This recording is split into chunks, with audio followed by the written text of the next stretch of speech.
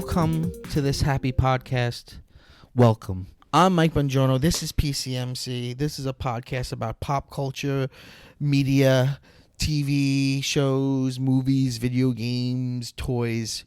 I'm here today at the Art of Animation Hotel in one of the Little Mermaid rooms here in Orlando, Florida at Walt Disney World. And I'm with Jen Luttrell. Hi. Jen, how are you? I'm good. Jen, today we're going to talk about Hollywood studios. Something really exciting happened. I'll tell you later. Something very exciting happened for Jen. Actually, you know what? Forget that. Don't get your hopes up, audience. All right. I said... They're going to get their hopes way too up. Okay, well, something exciting happened for me exclusively. Yeah, for Jen. It was kind of exciting for me. Whatever. We met a podcaster. Yeah. Who's like a celebrity to people who listen to them. And it's a pretty big podcast. It's not like Mark Manor or anything. But it, anyway. All right. We had a lot of fun encounters that day. We did.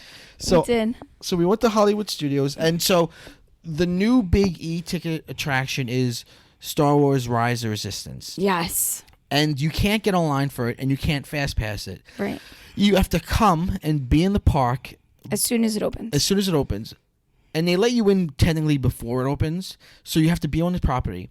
And then through the My Disney app, you have to try to get in a boarding group. And when your boarding group is called, you have 2 hours to go to the ride. And then even when you get there, you have to wait on, it was like an hour queue? It wasn't that long a queue. Yeah, about. Yeah. But then you get to experience this crazy ride that everyone's talking about. Right. So attraction. I would say more attraction because, like, part of the queue is part of the experience. Yes, it's a long experience. Like, the actual ride where you're sitting down isn't that long. But yeah. The rest of it. I'll give you a spoiler alert now. We'll talk about the ride. If you don't want to know anything about it before you experience it, I'll let you know when we're going to talk about it. But anyway, we got there in the morning, and, it technically opens at 8. So at like 7:58, everyone's got their phone out, refreshing the app. And there's announcements being made over the loudspeakers. Yeah. That it's like 5 minutes until you can, I don't know. And it sort of, it sells out instantly. Right. Like literally it's for the whole day. Right. Literally you have a couple seconds to get in a boarding group, and if you don't, you're fucked. Yeah.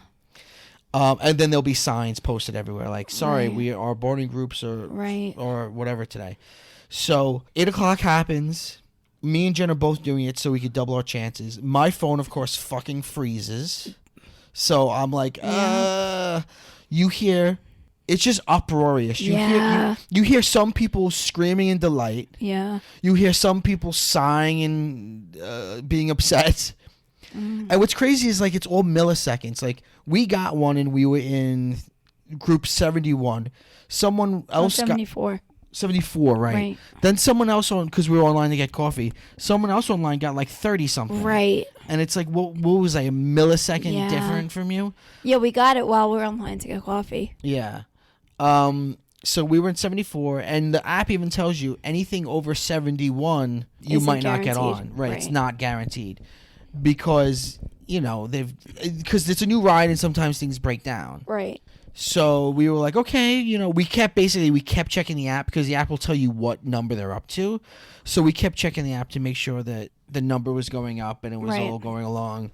And we were going to get on the ride. Plus, we had reservations. We had fast passes. Right. We had a whole day planned besides that. Right. So we were like, oh, I hope this doesn't make us have to cancel other things. Right. So we got in. We were excited.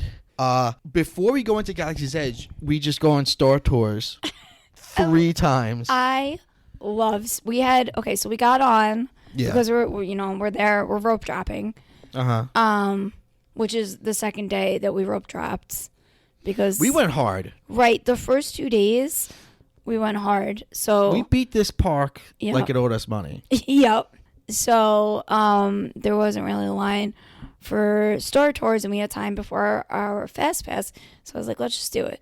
Let's just get on the regular line and do it. And it was like, 15 minutes or whatever? Yeah, it was super fast. Yeah. And it was amazing. Then we did our Fast Pass, right? And then we did our Fast Pass, yeah. And then I don't know what. Then I think we waited again because it was also still short. Right. So like it's a different experience every time. Yes. And it's a different ending every time, and you like where you land. Yeah. And the last one we landed in Batu, and Which then, is Galaxy's Edge. Right. And then we were going to Galaxy's Edge, and I was like, So it worked this out is fate. perfectly. It's perfect. Yeah, the last one was the best one because Yeah. the last one, the best Star Wars movie, Last Jedi. Yeah, Right. I fucking said it. Actually, it's not the best Star Wars movie. It's the second best or third. So you go to Crate from Last Jedi. Anyway, it was cool because Oscar Isaac's in it, Yeah. and like that version of the ride has a lot of the contemporary actors in it. Right. So it was very cool. I had a dismaying thing, which was the first time we went on, it was early, and I just had my coffee, and I was a little bit nauseated. And I Yeah. was like, oh no. Like, Yeah. I got worried, like, oh fuck, is Yeah. this what's going to happen? Mm-hmm. But then I had some natural Dramamine, Mm-hmm. non-drowsy Dramamine. So I took that, and then I drank a lot of water. I actually think drinking the water helped more than Yeah. anything, because I think a lot of times, like when I get dizzy, it's because I'm dehydrated or I'm Right. nervous and my neck gets tight or whatever. Right. So we went on a tour times, and I felt okay. And then we went into Batu, and Yeah. God, how do you describe it? It's the most immersive thing Disney's ever done. Right. And you start off. So when you go into the main, because there's two ways to go into it. One Yeah. is the main entrance, which is like leads you from your land and into like a Star Wars land. It's like a perfect transition. right, like it's a tunnel, Right. and you walk through it, and when you walk out of it, you're in Star Wars. Right. Right. And you really feel like you're in Star Wars. Right. There's droids doing things. Right. Every once in a while, you'll hear a sound that sounds like a ship Right. overhead. Right. It's so immersive. It's honestly, it's incredible. Right. It's like everywhere you look is Yeah. something to look at. It is Star Wars. Right. And like classic Disney, like the sight lines, or Yeah. you can't see anything. Perfect. The only thing that takes you out of it is the second entrance, which is right by Toy Story Land. Right.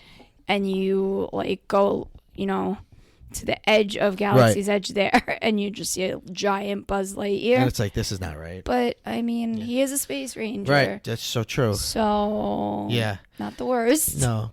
And what takes you out of it really more than anything is other human beings. Right. Like you see other people wearing normal clothes. Yeah. If it weren't for that, you'd be like, I'm in Star Wars. Someone was wearing Navi Oh, ears and a tail. The dirty looks that guy Disrespect. got. The disrespect. We were online for something, and literally Yeah. everyone online looked at this guy like Yeah. he was like as if he had a shirt with the N-word on it. Right. People were like, "You fucking scumbag The disrespect. with your fucking Navi ears. Yeah. Go fuck yourself." You're in the wrong park, sir. Hey, you're in the wrong neighborhood. Why don't you bring that shit back to Animal Kingdom? Yep. So the first thing we did was Savi's Lightsaber, workshop, which is right. the lightsaber experience. It's just, it's magic. I cried magic. twice. Right. And Yeah. you were asking about when I went to Universal and I went to the Ollivander's. right, the wand. Yeah, because I was like, is this Shut- anything like that? No. Because at Ollivander's, one person gets the experience that you get at Savi's, and that's cool. Yeah. But this was just, and how like, many are? Like 10 maybe? You're in a little room. yeah, I would say 15 at most. Yeah. You're in a But little probably room. The cast member, by the way, who played Savi, Oh my god. incredible. This guy was incredible. Yeah. And he Yeah. he had his lines down. He had Yeah. the timing down because there's a score. So as he's talking, the Yes. music is fitting what he's saying. Yes. And he was able to like speak to Jen and answer questions in Right. character. He was just fantastic. Right. So So I was you- right next to him. Right. And you So- kept asking questions. I did. And Or so I just kept reacting. right. Yeah, you were super into it. And so was I. Yeah. And so you walk in and there's a big table and there's a bunch of like little desks that you make your lightsaber Right. at. And before you go in, you have to pick a type of lightsaber. Right. Like I picked elemental, which means the parts that they gave me were all like, they look like from nature, like wood and bone and stuff. Right. You picked Peace and justice, but I don't remember what it meant. It basically was like Jedi. It looked like more traditional, like Right. lightsabers that you think of from the original trilogy. Right. And then they go around and they let you pick your crystal. He goes through the whole thing. It was like a religious experience. Right. He goes through the whole thing about lightsabers and the history, and then like he talks about what each one means, and like with each color that he describes their meaning of the of the crystals. Like he'll wave the crystal, and then the ceiling, the lights on the ceiling will change that color. Right. So when he's talking about the blue crystal, the room gets a blue tone. When he's talking about green, it gets a green tone. And then when Yoda comes on to like speak, that has a green tone. Right. Yeah. So the first time I cried, he's talking about the blue crystal, and he starts talking about Luke, and he's like, the legend of Luke Skywalker. And you hear up. And the music changes here. Dun, dun, dun, dun, and I'm crying. Yeah. I'm like, oh my God, I've never been so moved. Yeah. And then So the good. other part that Jen just talked about, which made me cry, is as you're about to make your lightsabers, the room turns green, and you hear Yoda's voice, and the actors are like, what is this? Like they don't know what's happening. And it's Frank Oz, and he's like, he's speaking to us from beyond, and he's like, what does he say? He says something like, basically, you're taking your step towards the Force or whatever. And again, tears are rolling down my face. And then they ask you to close your eyes and to feel the Force and to feel what what's it called? What stone calls to you. Oh, the Kyber crystal. That's it, the crystal, I'm sorry.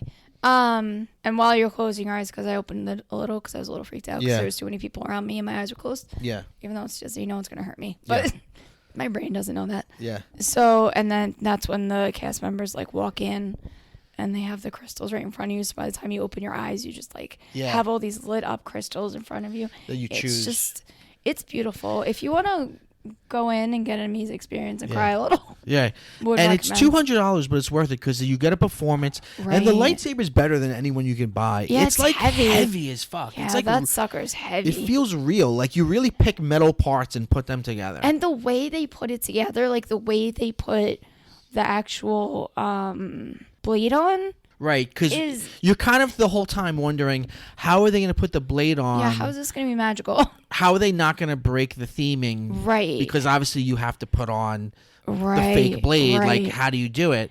But they figured out a good way to do it. And even that was just like emotional. Right, because there's a place in the desk where you can, where you're making your thing, where the assistant who's helping you puts your handle into it, and really what they're doing is they're attaching it to the blade, but they're like, now we're gonna use the Force, and then like that part of the desk lights up the color of your thing, and then it opens. And there's your lightsaber ignited. It's beautiful. It's a beautiful experience. It's really amazing.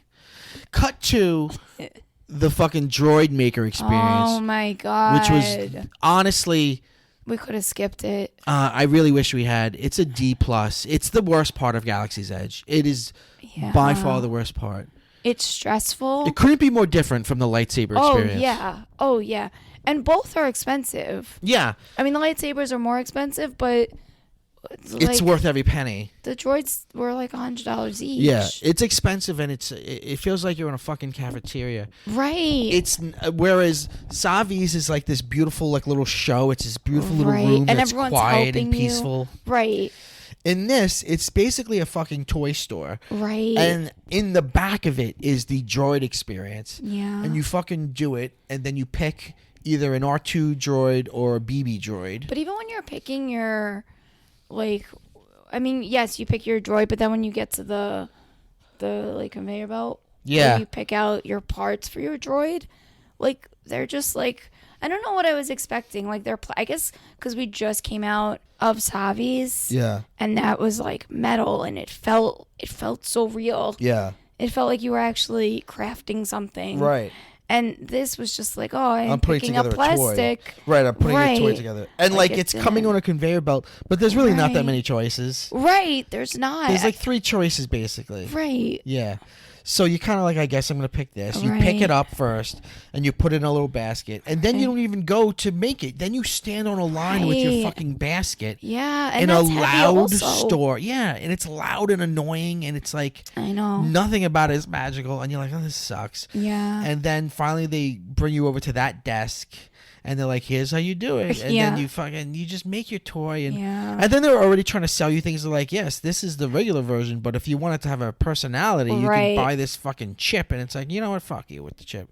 And I thought about it for a little bit. Because, like, you could get the chips, like, they say, like, it tells their loyalty. So, like, if a stormtrooper goes by and your droid is loyal to the resistance, it'll be scared of it or whatever. Right. But then you go outside and you realize that there's only one tiny little place where you can actually play with your droids in the land. Right. So it's not a bad toy. No, the toy is cool, but it's not worth $100 for the whatever bullshit experience it was. I also wish we have both, so I kind of wish we had done the droids first, so our expectations weren't so high. Yeah, that would have been better. Because I don't know what I was expecting with the droids after coming out of the lightsaber building. Yeah. But then the most amazing fucking thing happened after we walked out, which is Kylo Ren was there. Yeah. He was walking around and he had stormtroopers with him. So as he walks by me, I boo him. Yep. And then he keeps walking and I go, yeah, that's right, keep walking. Mm. And then who stops him? The stormtrooper? The stormtrooper turned. You didn't notice because you thought nothing was going to happen. Yeah, I was like, all right, he ignored me. And then a stormtrooper turns around, and that's when I tapped you. And then by the time I tapped you, Kylo Ren had turned around. Yeah. Yeah, Kylo Ren walked up to my face. And so I just stand there in his face, and it's like, what are you going to do? And he fucking elbows me in the chest. Yeah. Like, really does. Like, it was fucking incredible. Yeah. Like, it hurt.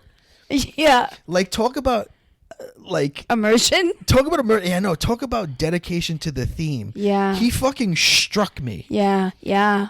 And what's funny is he struck me, and then he walked by and he said something like, you're very bold for a civilian. And some people laughed, but then, like, guys were coming up to me and, like, pounding me and, like, high-fiving me, like, good for you. It was crazy, and I was like, holy shit, Kylo Ren just fucking hit me. Yeah, yeah. But then I said that cast member's probably freaking out because... Like, oh my God, I hit somebody. This is the end of my career as Kylo Ren. I know, Disney's going to fire me. But meanwhile, I was so excited. We were thrilled. I was like, oh my God, he hit me. Kylo Ren hit me. And then, while that's happening, so then right after that, we go to buy the Cokes because they have the little Coke bottles that look like Star Wars-y. Yeah. I see Rey, like, kind of hiding behind something. And I do the thing where, like, you point to your eyes and then point to her, like, I can see you. And then she gets nervous and, like, she, like, steps back into the doorway, like, I guess because she thinks... Because the whole idea is that, like, you've got the stormtroopers and Kylo Ren around, and she's sneaking around she's like a spy, so she's sneaking around trying to not get caught. Mm. So I guess the way that I did it, she thought that I was playing like I'm a bad guy, right? Because it's all play, but and let me say, no offense to the beautiful Jen Luttrell, the woman who played Rey, absolutely gorgeous. Mm-hmm. I mean, looked and sounded like Daisy Ridley. Yeah. And was really cool. So it was just so crazy. It was like, it was just such crazy, like 1, 2, 3 punch. It was like, you make your fucking lightsabers. That's amazing. Yeah. Then you have the shitty experience with the droids. Right. Then fucking you mouth off to Kylo Ren. Then he fucking hits you. Right. Then you scare Rey. Right. And you wanted to see Rey so badly. And I was like, I just saw Rey. Oh, I was so mad. I was like, I saw Rey, but I think I scared her. Because The Force Awakens was like my first like real, like that's what made me love Star Wars. Right. Because I'd seen the others, but I didn't grow up with them. Yeah. And I was like, yeah, these are cool. I'm into it. And then I saw The Force Awakens, and I was like, this is it. Right. Now I have to go back and, like, really enjoy everything because I love this movie. Right, and you love Rey. And I love Rey. I love Rey. Like, I love everything about her. Right. I love the You even did your hair in kind of Rey-inspired braids for Galaxy's Edge. Yeah, it was... I kind of scared her away. But that's all right. We got more of her Kind little of. bit later. Yeah. Yeah, later on, like towards the end of the night, I was like, she walked by us, and I was like, Ray, can she take a picture with you? And she was like, I'm on a mission. Yeah, she doesn't She really kinda stop. She brushed us off. Yeah, she can't really stop for pictures. I guess because if you stop for too long, Then other people gather. right? And also, I guess she's supposed to just talk to kids. Right. But I gotta say, my feelings were hurt. I was like, she Yeah, fucking just brushed I us know. off. Like, it's cool for Kylo Ren to be a dick to me, but not you, Ray. Yeah. But anyway, what else did we do? And then We ate at Docking Bay 7, we did. which you didn't like what you got. It was a quick service place. I loved what I got. It was like this meatless meatball thing, and like, they make it look futuristic or whatever. I thought it was fucking amazing. No, I got like chicken on like mashed potato. Yeah. On mashed potatoes with like, I don't know what the green stuff at the bottom was. It was like some kind of sauce. And I think it was that kind of like limey. It wasn't that right. good. What you got I wasn't think as that good was as the only thing that I didn't. I really liked the chicken, but also I'm not a huge fan of my food touching. Yeah. But I can kind of handle it if it's not piled. And like Yeah. the chicken was on top of the potatoes, and then the sauce was filling everything. So there was no like clean spot Yeah. for me to. Yeah. But the chicken that I could get into me was pretty good. And then we go to the little marketplace area, and Jen, there's like a little clothing store, and Jen sees this little shirt that looks kind of like inspired by Ray's outfit. Right. And I'm like trying to decide if I should buy it or not. Yes. And then you turn to me. Right. All right. So me and Jen are big fans of this podcast, The Diz. Right. And The Diz also is these web boards. Right. It's like if you're a Disney fan, you know The Diz. You go to the Diz, Right. right? Like people get their news from the Diz. Right. And one of the hosts of that show is Rhino Clavin. Yes. And he also hosts another podcast called The Best and Worst of Walt Disney World. Which is by the Diz. Right. So like It's like a whole network. Right. And it's all funded by the people who do The Diz also have a travel agency. Right. Dreams Unlimited. Right. So and when we were getting ready, well, Jed's been listening for years. Yes. But and watching because they have a YouTube channel, and whatever they record on the channel, like the audio just goes into their podcast. Right. So like sometimes if you listen to their podcast, like they're gonna be making references to like Visual seeing things. right, that you can't, which Right. whatever. But yeah. And I just started listening to it, but I liked it. So I see someone near Jen that looks familiar, and I'm like, oh, I think that's Rhino from the podcast. And he's my favorite. He's been my favorite. And I'm like, all right, he looks like him, but maybe not. Let me wait to hear his voice. And then I hear his voice, and I'm like, that's definitely him. So then I lean into you, and I whisper in your ear. Yeah. I go, that's Rhino. And he's so close. And he's he's if literally right next to you. If I had stumbled, I would have bumped into him. Right. And the look on your face was like, as if I just said, that's Tom Hanks. You were so starstruck.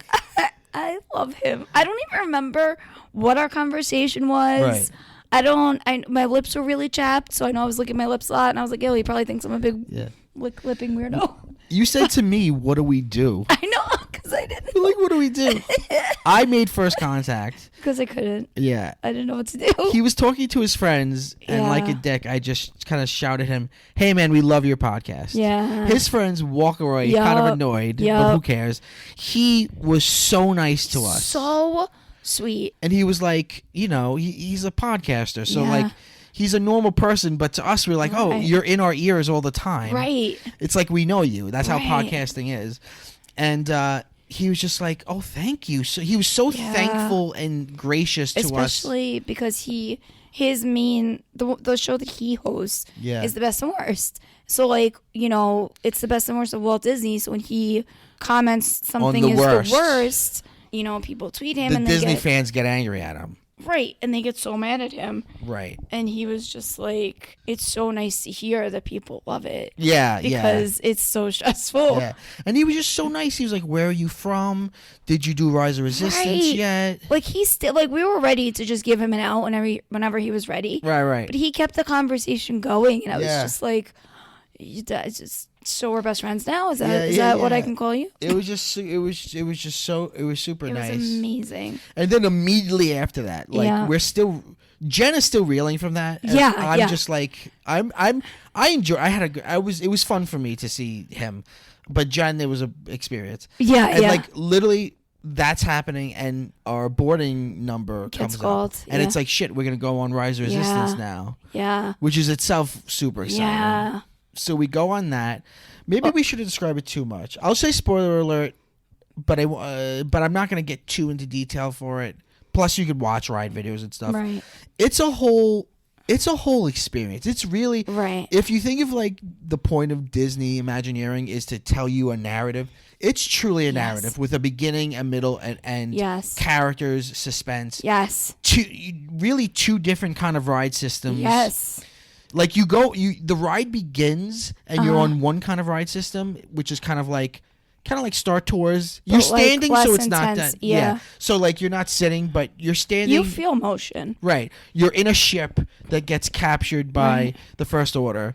Right. And then the First Order comes into and you feel that ship moving. Yeah. So it's like the ride feels like it's begun. Yeah. And then the First Order comes in and is like, now you're all under arrest. Yeah. And then you get pulled back into other queues, and it's like, shit, the queue is really still happening. Yeah. The main ride system is happening. It's really... But it's the full experience. Right. Like, Disney always tries to make the queue somewhat interactive so Right. you don't feel like you're on a line. But this you really don't feel This like you you're on really one. don't feel like you're on a line. This you really feel like this from start to finish is a narrative experience. Mhm. And the cast members are fantastic. Yes, they're so good. The guys who played the First Order soldiers were like making fun of people and bullying people. There was just one guy that was like a sweet old man. Yeah, he was a sweet old man. He was still playing. He was a still bad playing, guy, but he was like too nice. But your sweet old man face tells me different. Yeah, there was one kid who was like making. Yeah. He was really funny. He was like making fun of people, like because some little kid was like, "Screw you" or whatever, and he was like, "Really?" Oh yeah, he was like, "I have a lightsaber," and he was like, "Show me." And the kid didn't have it on him, and he was like, Yeah, It's funny how I can't see it. yeah, it was really cool. Yeah. And you go from like one room to another.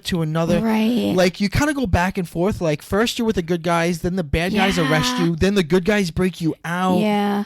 And then and the scale of it. Oh my Right. God.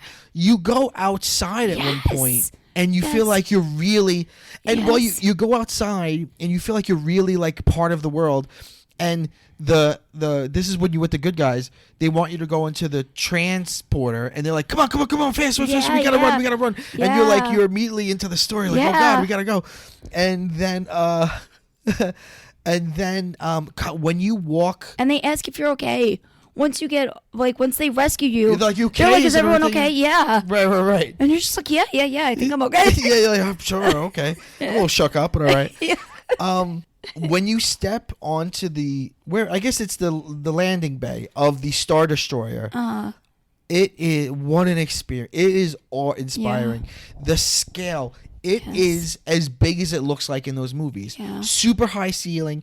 The whole, in Star Wars, you see it out of space, and then there's a sort of a see-through, how do you describe it? Like shield that keeps space from you've seen how things land in Star Wars, and you see TIE fighters on the wall like they are in the movie. You see a bunch of, they have animatronic stormtroopers, and there's just a bunch of them standing there. Yeah. And you feel, and they know that it's awe-inspiring because they give you a second to look at it and take a picture, and then they're like, "All right, keep moving, prisoner." Yeah. It's just incredible. It's so good. It's amazing. And then we get out of that, and then we go eat at Sci-Fi Diner. Also, Sci-Fi Dine-In. Well, also, just before that, if you're worrying about, like, the drop like we were. Yes, there's a drop. It wasn't bad. It's tiny. You're basically, like, on an elevator.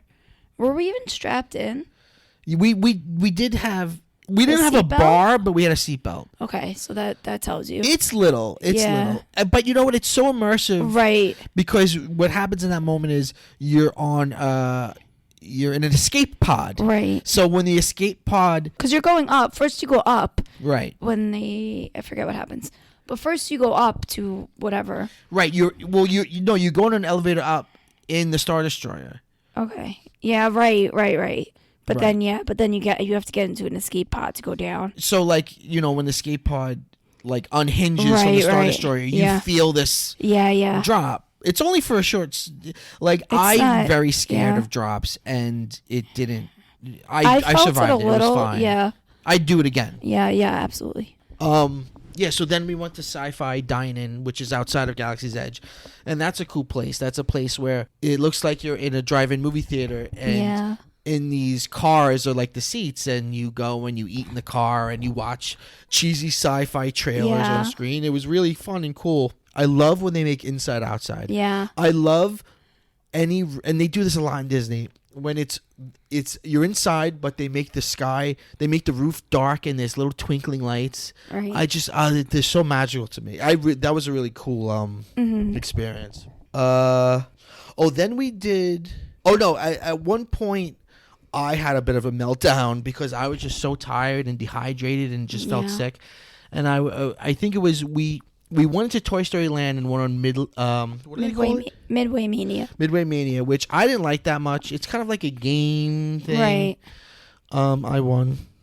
Whatever. All right. Well, I was winning up until the like bonus round. Right. They And by a lot. Yeah. Yeah. But the thing is, you can't almost win. All right. What you're describing is called losing. All right. You lost. So, All right. Okay. All right. But anyway, I was just like sick at this point. I had Yeah. eaten my fat ass sick, and I was just like, and I hadn't gone to the bathroom, and I just felt like I was gonna explode, and it was just gross. Yep. And then we went on Smuggler's Run, which is the Millennium Falcon ride, Smuggler's Run. and that we actually waited online for that. We did. Yeah, it wasn't too Because bad. we had a fast pass, but it was like at like 9 or so. Yeah, It was super late. I wanted to get the day over with. Right. And we had a couple hours to kill, and I just felt shitty, and I was like, let's just do this now. Right. Or you had the idea, let's just go now, and Yeah, let's just try. yeah. So we did that. It was a lot of fun. You know, it was fun, but looking back, it's like it's not the best ride. Well, it's not a good ride because you're so It's like an arcade game, honestly. Right. It's too interactive. right. Like- And I don't want to say stressed out, but like I was a little stressed out. I was stressed out Because yeah, you have to make sure you're pushing the right buttons, and like other people in the back are like I we were the waited- pilots. Right, we were the pilots, and And I it was like, our first time, but the people behind us who were super nice had done it before. right, and So I you also, feel like, am I giving them a shitty ride? right, but also like I was trying to take pictures real quick before it started, and Right. the guy was like, "You have to pull this down, you have to touch this," and I was like, "Oh fuck, all right." I also- So yeah, and the cast member who explained our roles to us, I feel like didn't do a good enough job. Well, Because when yeah. I got in there, I really didn't know what the fuck I was supposed to press. Yeah. Well, it lights up, but I mean, eventually you get the hang of it. But at first, you're just like, "What the fuck do I do?" You know what it felt a lot like? If you remember the classic Back to the Future ride from Universal Studios, it feels more like that than it does something like Star Tours.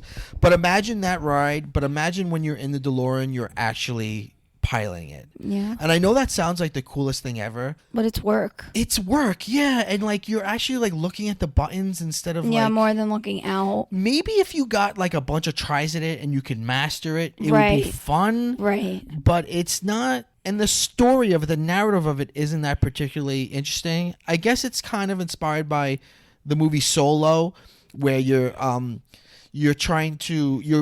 a train and you're trying to get the coaxium from the train. If you ever seen the train sequence in Solo, it's kind of like that, but you're on the Falcon. Yeah. It kind of doesn't make a ton of sense why you're on the Falcon, because it's Hondo from the cartoons and like Chewbacca lends it to him.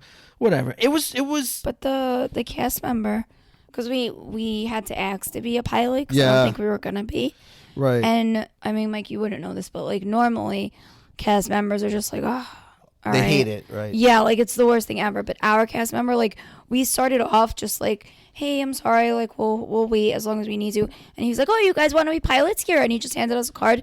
And He it was knew. like He 2 finished the seconds later. sentence. I was like, yeah, can we wait? He was like, you want to be pilots? Yeah. Okay, don't worry, stand right here. Yeah, like he was so nice about it. He was so friendly. He was Right. smiling the whole time. We thought we were gonna have to wait like 10 minutes or whatever, however long Yeah. to do it. We were in the net. It was 2 minutes, Yeah. if even. Like, And- they were just so nice. But you know, let me say, I think that's another failure of the ride. right. There are 6 roles. 2 are the pilots, 2 are the engineers, which you just press random buttons, Right. and then 2 are the gunners, which doesn't make sense because there aren't if you've seen the movie, the gunners are in a totally different part of the Millennium Falcon. Right. And the pilot is so much cooler. You're sitting where Han and Chewbacca sit. And also you have much more control over the ride experience than everyone else. Right. So which is why you're nervous, because you're like, if I'm being shitty, I'm not just being shitty. The poor sap who's sitting behind me as the engineer, he waited on this long line too, and now I'm fucking it up for him. Right. I think it's not a perfect. It's a good idea. Yeah, it's not executed well. But I don't even know how to execute it better, because everyone wants to fly. Make it less interactive. Yeah, honestly, I guess. Just make it like you're sitting there. I don't know. Then I think people will complain because people want to fly the Falcon, and like that, it does give you a full flying the Falcon feel. But don't. It just doesn't give you like. Make it a video game. Make it an arcade game. Right. Don't make it something that there's a ton of them, so there's no huge line. That's true. Don't make it like an e-ticket thing, because it does feel like a video game. Right. It really does. Honestly, the best part of it for me is you get to go through a pretty good set of the Millennium Falcon, and you feel like you're sitting in the Millennium Falcon. Yeah. But even like you think, oh, I'm gonna sit in Han Solo's chair. It's gonna be so good. You don't even get a chance to feel that, because the minute you're in there, the ride's starting, and you're like, "Fuck, what do I press? What do I do? And you're working, and it's just like before you know it, it's over, and you're like, I didn't even get to experience the fact that I was just sitting in Han Solo's chair. Right. So it was fun. It was alright. Then we went to Olga's Cantina. Yeah. Which I don't know. It could have been because I was super tired. It was the end of the day, but I didn't love that. Mm-hmm. Maybe if I were a drinker, it would be fine. Even though you have a reservation, you wait online. Yeah. Then you go in, and because it was just me and Jen, we're just two people, so we didn't get a booth. We got a corner of the bar. Right. Like, here, stand here and order drinks. So, and by the way, you only have 40 minutes in because so many people want to go in. So it's like, do as much as you can do in 40 minutes. We had already eaten, so we didn't want to buy any of their snacks. Right. We were like, well, we haven't tried blue milk. We got blue milk. It's weird. Yo, I didn't like the aftertaste of it. It's weird because it's like, and also it doesn't make sense because like you imagine blue milk probably tastes like milk in the world of Star Wars, but that's gross. So the blue milk at Galaxy's Edge is sort of like it's a fruity drink, right? But it's also like has to look like milk. Yeah, it's like they put something in it to thicken it and make it more opaque. Right. It's weird. It leaves a really weird like film in your mouth. It's weird, and we didn't even stay the whole 40 minutes. We like drank our blue milk.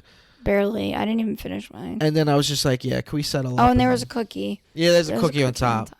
DJ Rex was there, and that's cool. Mm-hmm. Yeah, it was. Maybe if you were a drinker, I don't know. We weren't as tired. We went. We had it. Right, we went really hard.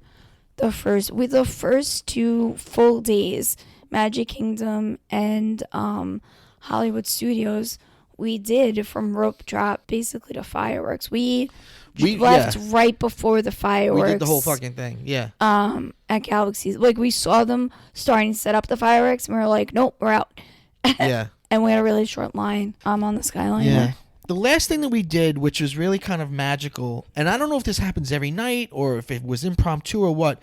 Oh yeah. It's dark and it's nighttime now, and we're walking out, and there's a nice big section in front of the Millennium Falcon. Yeah. And we see a bunch of people with their lightsabers. Yeah.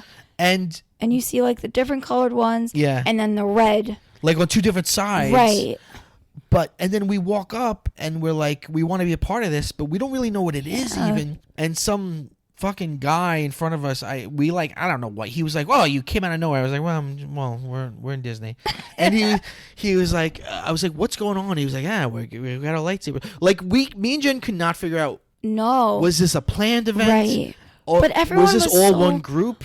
And I thought that there was something, because I'm short, so I thought that there was something happening in the middle, and the guy in front of me was, I don't know if you heard him, he was super nice. He was like, why don't you come in front? Like, we'll get you in front. And I was just like, what's happening? But in front of what? Do I have what's to fight happening? Somebody? Right, but what's there happening? There was no fighting happening. There wasn't. Everyone was just holding up their lightsabers. Like, it was just a thing to join in. It was cute. But everyone was fun. well, I don't know if everyone. The guy that was right in front of me was so nice. It was nice because I was towards the back, and I've got a blue blade, and I'm sort of like in a pose like I'm going to fight this dude with a red blade. Yeah. And me and him are just looking at each other, and I forget what I asked him, but he's like, I don't know what this is either. And it was just like, we're just doing this. I don't know if anyone was filming it. I think there were pictures being taken because I follow someone who like is really big, like Star Wars. Like he takes Star Wars pictures like in the parks, and he works there. He works in Galaxy's Edge. And he posted it on his story, which like that would have been a really other cool meet, but whatever. But he was there somewhere in that crowd with us. But also like he posted picture of like the whole thing. It's really beautiful because you're you're in front of a 1-to-1 scale model of the Millennium Falcon, right? And you're in Galaxy's Edge. But it's night, and then you've got all these lightsabers illuminating the space, and it was really kind of pretty. And everyone's working together because at one point everyone put their lightsabers in, right? And then they pulled them back out, and then everyone posed for like a fight. That must be something that happens because I don't know if you heard this. Somebody said light the torch, and that's when everyone put their lightsabers together in the middle. Wow, so I didn't hear that. I didn't hear that. Yeah, so it's like what does that even mean? It was just like a real fandom moment of like we all are nerds who love this shit. They do stuff like that at in the Wizarding World of Harry Potter, like with wands and stuff. That makes sense. Like people just get together and just like whatever it is. Yeah. But wow, it was nice, and that was basically the end of that day. And then we went on the Skyliner. Yes. Disney has a new Skyliner, these gondolas, kind of like you'd see like at a ski resort. And at first I didn't want to go on them because they were super high. And I was like, I'm scared. Yeah. But we've gone on a bunch of times now, and it's like, it gets you home so much quicker than the stupid buses. Especially. And they're nice. It's fun. Right. Especially from our resort to Hollywood Studios because it's a little bit closer than Epcot. But first of all, we beat the crowd out before the fireworks. Yes. So as we were leaving, the fireworks are going off while we're in the gondola. So that's beautiful. Right. Our first, and that was our first experience in Right. one. Right. Yeah. And you go over this little man-made lake, and it's it's really nice, and it's cool to be part of something new because they're kind of like really new. Right. Because like even in the shops, they're like Skyliner T-shirts and stuff. It's like a new thing that's like changed the experience of the park. So that was really fun. And that was Hollywood Studio and Galaxy's Edge. Yeah. This has been PCMC. I'm Mike Bongiorno. I'm joined today with Jen Luttrell. Hi. You can listen to PCMC anywhere podcasts are available. Anywhere. If you listen to podcasts, wherever you get that one, you can listen to this one. You can follow us at Pop Culture Man Children on Instagram or at PCMC Pod on Twitter. We end every episode by saying, go bye-bye.